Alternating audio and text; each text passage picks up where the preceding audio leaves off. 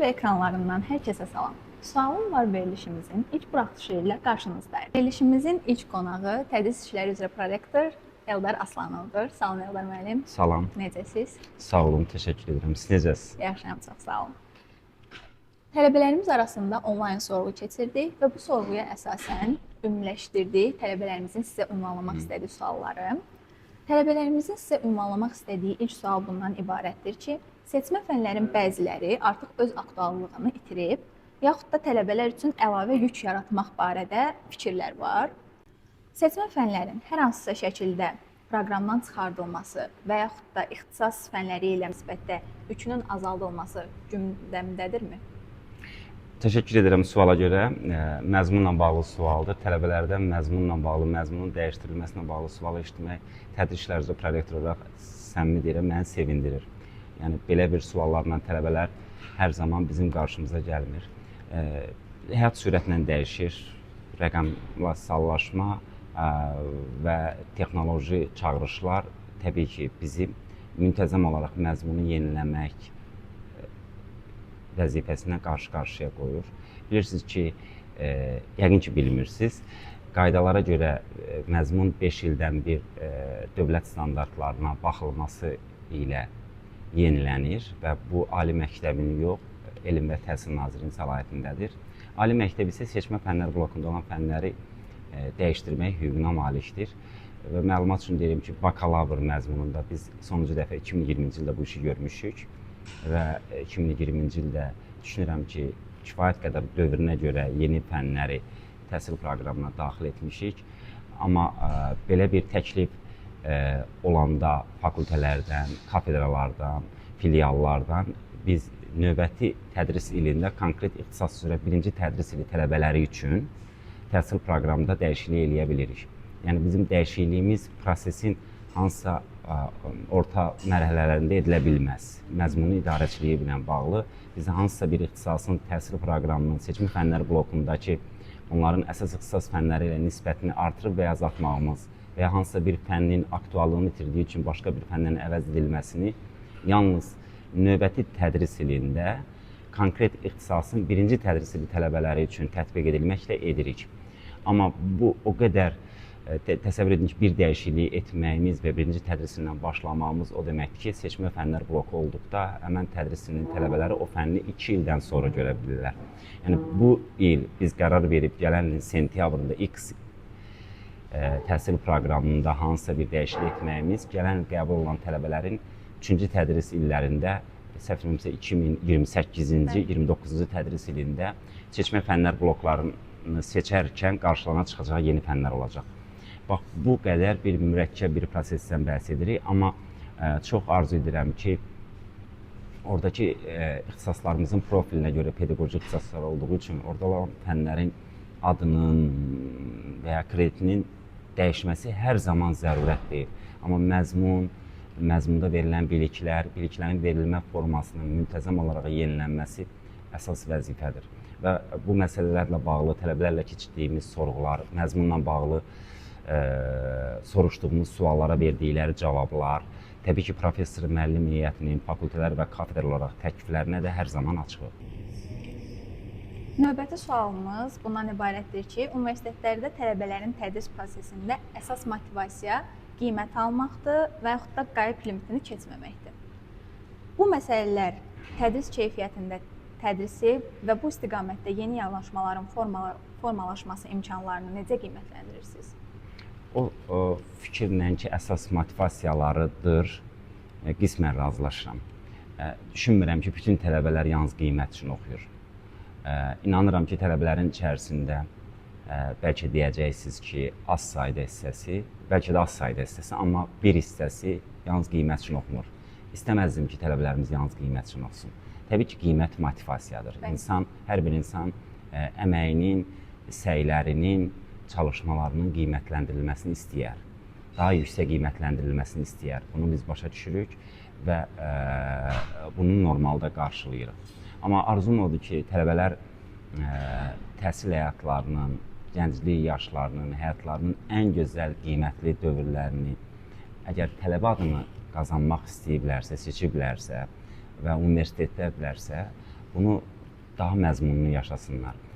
Məzmunlu olmağı üçün yalnız dərslərlə kifayətlənməsinlər. Sosial həyat, özünün inkişaf məsələləri, ekstra fakultativ aktiv fəaliyyətlərlə zənginləşdirsinlər və mən öz tələbəlik dövrümlə indiki tələbələrin tələbəlik dövrünü və onun qaydalarını, qayıbla bağlı, qiymətlə bağlı qaydalarını müqayisə edəndə indiki tələbələrin daha çox şanslı olduğunu düşünürəm.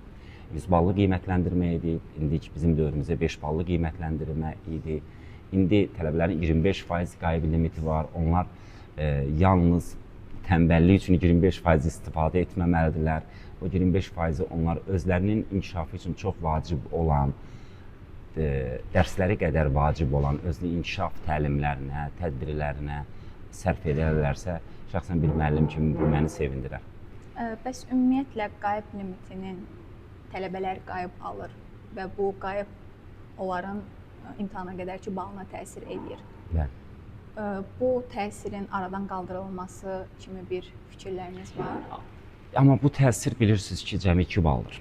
Yəni bir tələbə 25%-lik qayıb limitini tam sərhəddə qədər gətirərsə, limiti aşmadığı təqdirdə onun davamiyyətə görə aldığı bal 8 bal olur. Yəni dolayısıyla maksimal 10 baldan 8 bal alır. Yəni və bunu ləğv etmək mövcud qaydalara görə ali məktəb tərəfindən yox, Nazirlər Kabineti tərəfindən müəyyən edilmiş və bütün ali məktəblərə şamil edilən qaydalar olduğu üçün biz bunu ləğv edə bilmirik. Amma şəxsən mənim fikrimi bilmək istəsəz, məncə tədricən Azərbaycan ali məktəbləri, o cümlədən pedaqoji universitet tələbələrin qayıb almamaq üçün, universitetə gəlmək psixologiyasından uzaqlaşması üçün qayıb limitini ləğv eləməliyik. Bu tədrici bir proses olmalıdır. Tələbələr məhz müəllimlərini görmək üçün, universitetlərini görmək üçün, hansısa yeni biliklər, yeni dostluqlar, yeni fəaliyyətləri qovuşa bilmək üçün ali məktəbə can atmalıdırlar. Nəinki onlara qayıb düşəcəyi üçün yox. Universitetdə yeni qəbul olan tələbələrimiz üçün, yəni birinci kurslar üçün imtahana qədərki balların hesablanmasında biraz çaşqınlıqlar var və bilirsiniz ki, xüsusilə tələbələr arasında 34-17 anlayışı var. Bu anlayışa əsasən birinci kurslar düşünür ki, mənim imtahana qədərki balım mütləq 34 olmalıdır. Ümumiyyətlə imtahana qədərki balın hesablanması, bu proses barədə bizə məlumat verə bilərsiniz? Məmnuniyyətlə məlumat verərəm və bu barədə bizim web səhifəmizdə müvafiq hissələrdə də linklər paylaşıb. Yəqin xüsusilə birinci tədris ili tələbələri ilk imtahan sessiyalarına fevral ayında yaxınlaşacaqlar. Fürsətdən istifadə edib onlara uğurlar arzulayıram. Bu riyazi konfiqurasiyalarından beyinlərini çox yormasınlar. Qaydaya görə tələbələrimiz 50 balı prosesdə, 50 balı isə final imtahanında əldə eləməlidirlər. Bəzi fənləri yazılı, bəzi fənləri şifahi ola bilər. Onlara bunu silabuslarında müəllimlər semestrin əvvəlində bildiriblər. Orada onlar görürlər həmən fənin imtahanı necə olacaq. Önəmli olan tələbələrin final 50 baldan 17-ni toplamaq şərti var. Yəni, iki hissənin cəmi isə 51-i keçdiyi təqdirdə, birinci şərt 17-ni toplamaq, ikinci şərt isə 51 keçdiyi təqdirdə tələbə həmən fəndən müvəffəq qiymət almış hesab olunur. Sadəcə olaraq tələbələr şərti olaraq sadə riyazi hesablamaya gedirlər ki, onlar finalda 17-ni topladıqları təqdirdə minimum aralıq qiymətləri də 34 olmalıdır ki, 51-i yaxlasınlar. Amma bəzi hallarda tələbələr 37-ni buradan qovub finalı ciddiyə almadıqda daha aşağı nəticələr də ola bilir. Və ya əksinə, finalda daha yüksək bal toplayaram, eybi yoxdur, aralıq qiymətlərim 30 olsun, amma finalda 17 yox, 18 toplayıb yenə 51-i əldə eləməyə bilirlər. Yəni ona görə də məncə yəni ideal tələbə və ya bizim arzu elədiyimiz tələbə profili odur ki, o bunlarla çox beynini yormamalıdır. Təbii ki, bunu bilməlidir. Finalda 17 minimum toplamalıdır və çalışmalıdır ki, daha yüksək qiymətlərlə semestri başa vursunlar. Cari qiymətləndirmə, 50 balın formalaşması barədə onu deyə bilərəm ki, 3-10 bal kolloquiumlardır. Biz ona midtermdə və ya vizada deyə bilərik. Tələbələr 5-ci, 10-cu, 15-ci həftələrdə həmən həftələr üzrə təlim nəticələrinə uyğun olaraq müəllimlər tərəfindən qiymətləndirilirlər. Burada müəllimlər tam sərbəstdir. Biz müəllimlərin işlərinə qarışmırıq. Onlar onu silabusla müəyyənləşdirilər. Bəziləri seminar dərslərini, həmin dövrdə seminar dərslərini toplayaraq ümumi qiymət müəyyənləşdirirlər. Bəzi müəllimlər frontal sorğu edirlər. Bəzi müəllimlər məhz 5-ci həftədə ayrıca bir aralıq imtahanı formatında imtahan keçirirlər. Bəziləri tələbələrə hansısa tapşırıq verirlər, o tapşırığı təqdimat formasında etməni məhz hansısa birinci, ikinci və ya üçüncü kolloqun qiyməti kimi hesab edirlər. Bu müəllimlərin birbaşa hüququdur, biz ona qarışmırıq. 10 bal bildiyiniz kimi davamiyyətdən gəlir, 10 bal isə sərbəst işlərdən, yəni 50 bal tədris semestri boyu tələbələr tərəfindən bu formada toplanılır. Elə növbəti sualımız da kollektivlarla bağlı idi ki, tələbənin 3 kollektivundan qiymət aldığı hesablanır və bu imtahana qədərki balın hesablanması üçün, yəni 3 kollektivun qiyməti imtahana qədərki balın hesablanması üçün kifayət eləyirmi, yoxsa tələbə mütləq seminar qiyməti də almalıdır? Yaxşı olar ki, seminar qiyməti alsın. Yenə deyirəm, burada mənim bir şablon cavab verməyim müəllimlərin muxtariyyatına müdaxilə, azadlıqlarına müdaxilə kimi qiymətləndirilə bilər. Yəni, Pedaqoji Universitetdə 850-dən çox professor müəllim heyəti pedaqoji fəaliyyətlə məşğul olur. Müxtəlif təhsil səviyyələrində bakalavr, magistratura, doktorantura, subbakalavr və o müəllimlər qaydaların onlara verdiyi qədər azaddılar. Və bu sual onların azadlıqlarına aiddir. Mən seminar ola bilər və ya ola bilməz sözünü deyə bilmərəm. Amma mən də bir pedaqoji universitet müəllimi kimi çox arzu edərdim ki, tələbələr seminar məşğələlərində aktiv rol oynasınlar, qiymət almağa çalışsınlar ki, bu onların müəllimlərin onlar haqqında olan tələbələr haqqında olan təəssüratlarını daha da zənginləşdirmiş olsun. Biz bilirik ki, bu yaxınlarda mikrokreditləşmə qaydaları qəbul edildi. İkinci ali təhsili universitetdə alan tələbələrimizdən biri soruşur ki, hazırda ona tədris edilən fənlərdən birini artıq o ilk tədris ilində tamamlayıb və uğurla keçib imtahandan. Həmin tələbənin hal-hazırda universitetimizdə həmin fənni almağına ehtiyac varmı və yaxud da almaya bilərmi? Demək ki, ehtiyac var. Əgər kreditlərin tanınması və ümumiyyətlə akademik mikrokreditləşmə barədə qaydalarla diqqətlə tanış olmuşsa, orada şərtlər var. Yəni biz kör-körənə bütün hallarda əvvəlki kreditləri tanıya bilmərik. Bu dünyada da belə deyil. Birincisi, o kredit nə vaxt toplanılıb? Əgər o kredit uzun illər öncə toplanılıbsa, yəni ən az 4 il müddətindən öncə toplanmış kreditdirsə, o yenidən toplana bilər. İkincisi, fənnin məzmunu, fənnin təlim nəticələri, o fənni dinlədiyi dövrdəki silabusla müvafiq ixtisas fakültəsi tanış olur. O bizim verdiyimiz məzmunla səsləşirmi? Fənninə ayrılmış saatla, fənninə ayrılmış kredit bizim hal-hazırda təqdim etdiyimiz müvafiq adda fənnin kreditinə və saatına uyğundurmu? Bunlar hamısı bu məsələ haqqında qərar vermək üçün əsas alınan amillərdir. Əgər bunlar hamısı uyğun gəlirsə və fənni şəxs subbakalavr təhsilində və ya birinci bakalavr təhsilində və ya magistratura təhsilində alıbsa və bu şərtləri ödəyirsə və həmən tələbə həmən krediti yenidən toplamaqdan azad olunmalıdır. Amma bu azad olunmayıbsa, bu dediyim aspektlər böyük ehtimal ki, nəzərə alınaraq azad olunmayıb.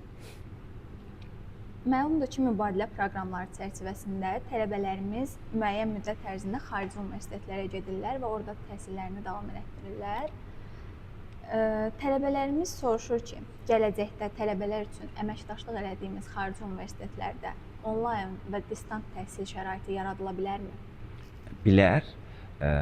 Yəni, müasir çağırışlar belə söyləməyimə əsas verir. Çünki rəqəmsallaşma və ölkəmizdə də hibrid və ya distant təhsilin zərurluğu ilə bağlı çağırışlar günbəgün artır. Bilirsiniz ki, elə bir dövrdə yaşayırıq ki, biz bunu inkar edə bilmərik. Biz də ümidlə gözləyirik ki, distant təhsillə bağlı müvafiq tədris təlimatları, qaydaları təsdiq olunsun ki, ali məktəblər bəlkə hansısa ixtisas artırma fəaliyyətləri, siz demişkən hansısa digər ölkələrin universitetlərinin dərslərini dinləmək kimi məsələlər gündəmə gəlsin. Amma biz hal-hazırda ordayıq ki, öz rəqəmsal infrastrukturumuzu daha da gücləndirək. Çünki belə bir qaydalar qəbul edilərsə, bizim bu formalı təhsil fəaliyyətlərini həyata keçirmək üçün infrastrukturumuz olsun. İkincisi, professor, müəllim və tədris yardımçı heyətinin bacarıqlarını, rəqəmsal bacarıqlarını artırmağa çalışırıq. Məsəl üçün, məlumat üçün deyim ki, bizim hər üç müəllimimizdən biri Microsoft sertifikatlı pedaqoq sertifikatını alıb. Bu beynəlxalq sertifikatı biz 3-4 il ərzində bu istiqamətdə müəyyən bir yol qət etdiyimizi deyə bilərəm. Müəllimlərin MUT kabinetlərinin hər birinin olması, tələbələrin MUT kabinet üzərindən asinxron da olsa təhsil məzmununu və ünsiyyətini onun üzərinə aparması vərdişlərini aşlayırıq. Bu asan proses deyil, amma biz səbirlə bu istiqamətdə addım-addım irəli getmək istəyirik və digər istiqamət isə xarici əlaqələri daha geniş tutmaq. Bilirsiniz ki, George Washingtonla bizim ikili diplom proqramımız davam edir. 5 illik uğurla tamamladıq. 122 nəfər məzunumuz var. Bu 26 nəfər həmən proqrama qəbul olunub. Hal-hazırda Qazi Universiteti ilə 4 bakalavr proqramı üzrə ikili diplom danışıqlarını tamamlamışıq. Türkiyənin Ali Təhsil Şurasının həmən proqramın başlaması ilə bağlı qərarını gözləyirik. Erasmus Plus, Erasmus Plus layihələri çərçivəsində bizim 8 ölkə universiteti ilə sıx əməkdaşlığımız var. Uzun illərdir Danimarka Universitet Kolleci ilə tələbə mübadiləsi həyata keçiririk və indiyə qədər mən deyərdim ki, təxmini 50-yə yaxın bizim tələbəmiz Danimarka Universitet Kollecində 1 və ya 2 semestr təhsil alaraq kreditlərini qazanıb, toplayıb universitetə dönüblər. Mobilliyin artırılması kontekstində sualınız çox aktualdır ki, bu rəqəmsal imkanları, xüsusilə distant təhsil imkanlarını prosesə qoşaraq tələbələrimizin yalnız öz universitetimizdə yox, digər universitetlərdən kredit tanımasına təşviq eləmə mexanizmlərdə yəqin ki, qarşıda duran vəzifələrdən olacaq. Ən çox verilən suallarımızdan biri də təhsil haqqı və kredit fondları ilə bağlıdır. Tələbələrimiz illik təhsil haqqını hansı müddətə ödəməlidir ümumiyyətlə və bu zaman təhsil tələbə kredit fonduna müraciət edən tələbələr bu prosesi necə izləməlidir? Qaydalara görə, təəssüf ki, mən bütün məsələləri qaydalarla danışmalıyam. Qaydalara görə tələbələr təhsil haqqını semestr başlayanda ödəməlidirlər. Bütün dünyada bu belədir. Tələbələr fənlərini seçməlidirlər, fərdi tədris planlarını tərtib edib imzalamalıdırlar, tutorlarına təqdim etməlidirlər və ödənişli təhsil alırlarsa təhsil haqqlarını ödəməlidirlər. Bizdə adətən bu belə olur, amma bəzi tələbələr, ödənişli təhsil alan bəzi tələbələr ödənişdə çətinlik yarananda ərizə ilə rektora müraciət etdikdə müstəsna hallarda biz tələbələrimizə semestrin sonuna qədər cari semestrin təhsil haqqını bağlamağa imkan veririk və burada da məqsədimiz tələbələrin sosial vəziyyətini nəzərə almalıdır. Çünki bütün hallarda tələbələr öz təhsil haqqlarını vaxtında ödəyə biləcək ailələrinin və özlərinin imkanı olmur. Burada bu anlayışı göstərməyə çalışırıq. Tələbə təhsil kreditinə müraciət edən tələbələrimizin sayı ildən ilə artır. Mən 4-5 ilin statistikasına baxanda sevinirəm ki, tələbələrimiz özlərinə güvənirlər, gələcəklə bağlı öhdəliklərini müəyyənləşdirirlər və ailələrinə yük olmamağa çalışırlar və borcu daha formal, mənəvi borcdan formal borca çevirərək müqavilə əsasında dövlətimizin tələbələr üçün yaratdığı tələbə təhsil kreditinin fondunun imkanlarından istifadə edirlər və sevindirici odur ki, fond da qarşılığında xoş niyyəti göstərir. Məsələn, son dövrdə edilmiş dəyişikliklərə görə fondun krediti ilə oxuyan tələbələr akademik nailiyyətləri kifayət qədər yaxşıdırsa, təhsil haqqının, alınmış təhsil haqqının yarısını həmən gəncə bağışlayırlar. Şəxslər işə düzəldikdən sonra çox cüzi bir məbləğdə uzun illərə yayılmaqla o borcları qaytarırlar. Ona görə də mən bəzən tələbələrimiz təhsil haqqı ilə bağlı borcla əlaqədar bizə müraciət edəndə mən hər zaman tələbə təhsil kreditinin fondunun bu imkanını tələbələrimizə deyirəm və təəssüf ki, bunu 4-5 ildir deyə bilirəm. Əvvəl belə bir fond yox idi. Sağ olsun dövlət belə bir imkanı tələbələrə yaradır və tələbələr də bundan səmərəli istifadə etməlidirlər. Son olaraq bu il imtahan sessiyasında tələbələrimizi hansı yeniliklər gözləyir? Xüsusi yenilik gözləmir. Yaxşı xəbər odur, əziz tələbələr. Yuxarı kurs tələbələri üçün təcrübələndirici bir qayda olmayacaq. Onlar bizim universitetdə imtahanların necə keçirildiyini bilir. Mən fürsətdən istifadə edib təxminən bir aydan sonra imtahan sessiyası başlayacaq. Bütün tələbələrə uğurlar arzulayıram. Amma daha çox sözüm ilk tədris ili olan tələbələrinədir. Onlar ali məktəbdə ilk dəfə semestr imtahanlarına girəcəklər və bizim müşahidələrimiz onu göstərir ki, birinci tədris ilinin tələbələr təcrübəsizlikdən bəzən səhvlərə yol verirlər. İmtahanlarla bağlı yazılı qaydalar var. Bunlar universitetimizin web səhifəsində müvafiq normativ hüquqi aktları, universitetin daxili qaydaları dediyim bölmədə var. Tövsiyə edirəm ki, o qaydalarla tanış olsunlar. Demək, ona görə də birinci tədris ili tələbələrinin imtahanları daha diqqətli davranmalarını tövsiyə edirəm. Birincisi qaydalar, imtahanlarda nələr olmaz. Bəzi tələbələr telefonları üstündə unudurlar, imtahanda nəzarətçilər tərəfindən müəyyənləşir. İstifadə etmədiklərini bildirirlər. İstifadə edib etməmələrindən asılı olmayaraq imtahanda tələbələrin hər hansı bir köməkçi vasitə istifadə etməsi qadağandır. Belə hal müəyyənləşdiriləndə bu aktlaşdırılıb həmən tələbə imtahandan çıxarılır və o tələbə həmən fənni yalnız aşağıdan oturmaqla növbəti tədris illərində dinləyib bağlamalı olur. Qayda pozuntuları xüsusilə müxtəlif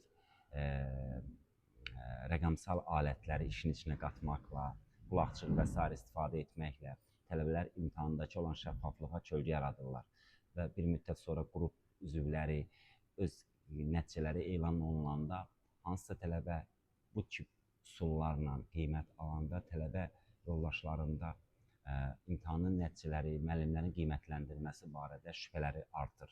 Biz o şübhələr olmasın deyə tələbələrin öz imtahan nəticələrinə inamları olsun deyə, sistemin sağlamlığına inamları olsun deyə bu məsələdə barışmaz mövqedəyik.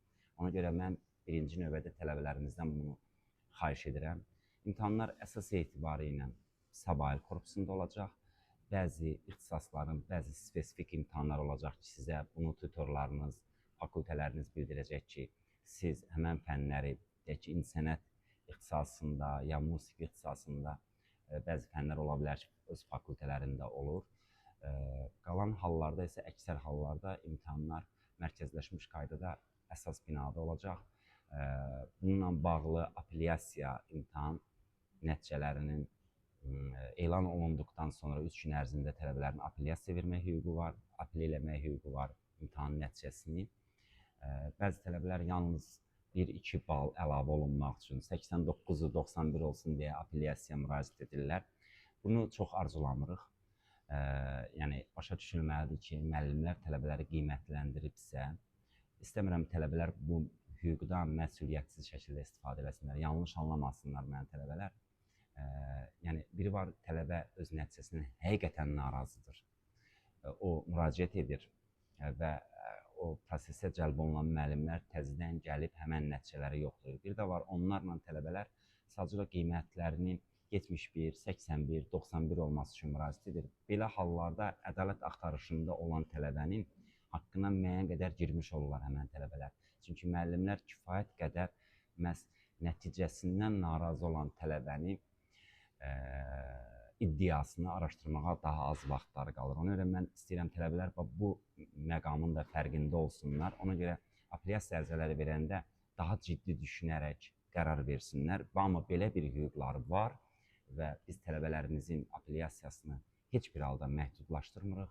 Hansı bir tələbə müraciət edəcəksə, biz semestr ərzində, semestr bağlanana qədər bunu edirik. İmtahan prosesi ilə bağlı, imtahanın təşkili ilə bağlı, imtahanın nəzarətçiləri ilə bağlı, imtahan sualları ilə bağlı tələbələr hansısa bir problemlə qarşılaşarlarsa, bu halda isə bizim imtahan qərargahı daimi fəaliyyət göstərir. Bu imtahan zallarının yaxınlığında olan bir otaq olur. İmtahana gələn tələbələr bunu rahatlıqla görmüş olurlar. Bizim tələbə təşkilatları prosesə könüllü olaraq xüsusilə ilk kurs tələbələrinə bu mənada bələdçilik edirlər. Onlar qərargaha yaxınlaşaraq imtahan prosesinin təşkilində yaşadıkları problemi məmnuniyyətlə qərargaha bildirə bilərlər ki, bu məsələlər araşdırılıb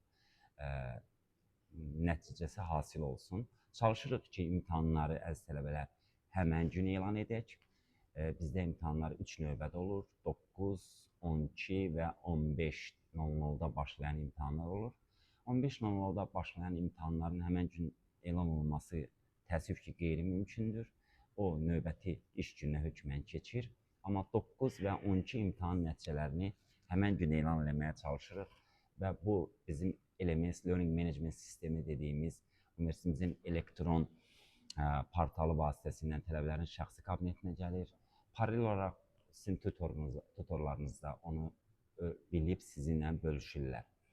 Bax, təxmini ümumi şəkildə desəm, qaydalar bundan ibarətdir və inanıram ki, ildən ilə bizim tələbələrimizin imtahan sessiyasında mütəşəkkilliyi, imtahan qaydalarına uyğun ümumi imtahanları verməsini mən şəxsən təxminən 6-7 illik təcrübəmdə müşahidə edirəm və böyük ümidim var ki, bu qış imtahan sessiyası da bunların içərisində ən yaxşılarından biri olacaq.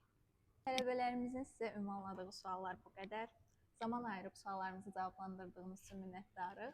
Mən də bu fürsəti mənə verdiyi üçün ADBU TV-yə təşəkkür edirəm. Sizə işlərinizdə uğurlar arzu edirəm. Bu verilişim, sualım var verilişinin uzun illər davam eləməsini, populyar bir veriliş olmasını arzu edirəm. Arzu edirəm suallarınız çox olsun və suallara cavab axtaracağımız universitet əməkdaşları da hər zaman suallarınıza hazır olsun. Uğurlar. Təşəkkürlər. Bugünkü buraxılışımızın sonuna gəldik. Növbəti suallarınıza cavab tapmaq üçün bizi izləməyi unutmayın. Gələn buraxılışlara dək. Hələlik.